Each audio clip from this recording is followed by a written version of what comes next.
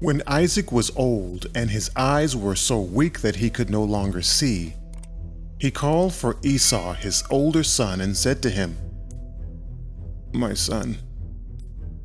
"Here I am," he answered. Isaac said, "I am now an old man, and I don't know the day of my death. Now then, get your equipment, your quiver and bow, and go out to the open country to hunt some wild game for me. Prepare me the kind of tasty food I like and bring it to me to eat, so that I may give you my blessing before I die." Now Rebekah was listening as Isaac spoke to his son Esau. When Esau left for the open country to hunt game and bring it back, Rebekah said to her son Jacob, "Look, I overheard your father say to your brother Esau, 'Bring me some game and prepare me some tasty food to eat, so that I may give you my blessing in the presence of the Lord before I die.' Now listen, my son, listen carefully and do what I tell you. Go out to the flock and bring me 2 choice young goats, so I can prepare some tasty food for your father, just the way he likes it.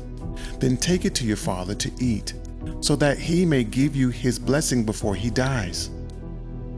Jacob said to Rebekah his mother, "But my brother Esau is a hairy man while I have smooth skin. What if my father touches me? I would appear to be tricking him and would bring down a curse on myself rather than a blessing." His mother said to him, "My son, let the curse fall on me. Just do what I say. Go and get them for me." So he went and got them and brought them to his mother, and she prepared some tasty food, just the way his father liked it. Then Rebekah took the best clothes of Esau, her older son, which she had in the house, and put them on her younger son Jacob. She also covered his hands and the smooth part of his neck with goat skins. Then she handed to her son Jacob the tasty food and the bread she had made. He went to his father and said, "My father." "Yes, my son," he answered. "Who is it?" Jacob said to his father, "I am Esau, your firstborn. I have done as you told me. Please sit up and eat some of my game so that you may give me your blessing." Isaac asked his son, "How did you find it so quickly, my son?" "The Lord your God gave me success," he replied. Then Isaac said to Jacob, "Come near so I can touch you, my son, to know whether you really are my son Esau or not."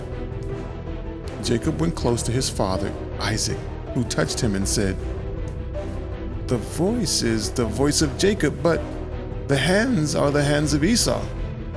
He did not recognize him, for his hands were hairy like those of his brother Esau.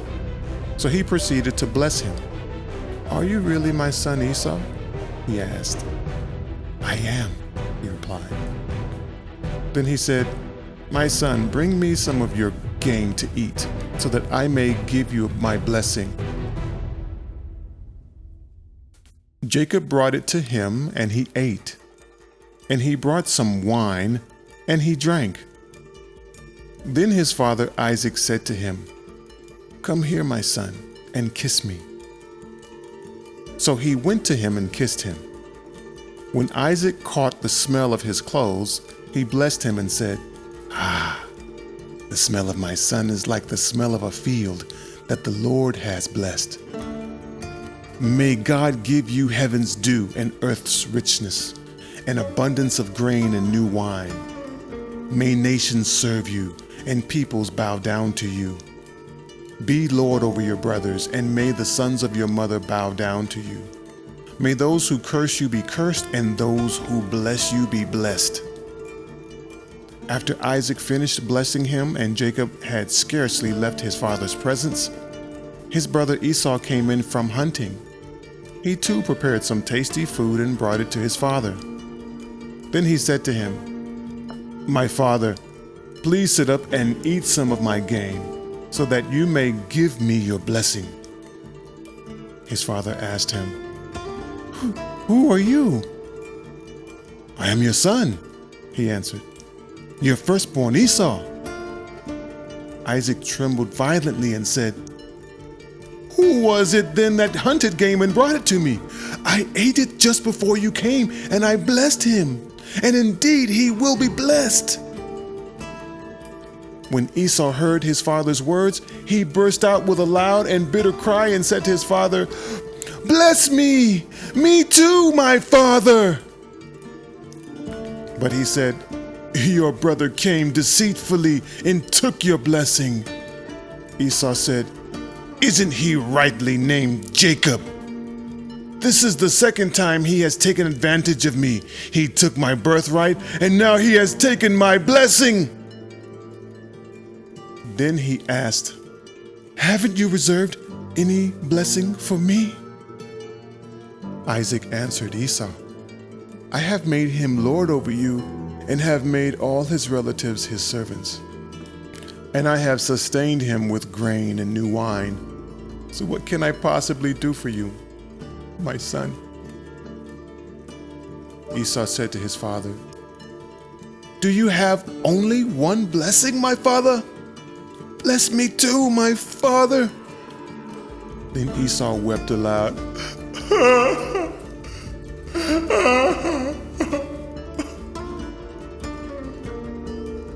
His father Isaac answered him, "Your dwelling will be away from the earth's richness, away from the dew of heaven above.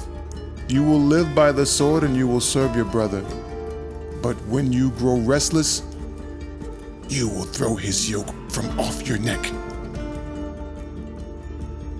Esau held a grudge against Jacob because of the blessing his father had given him.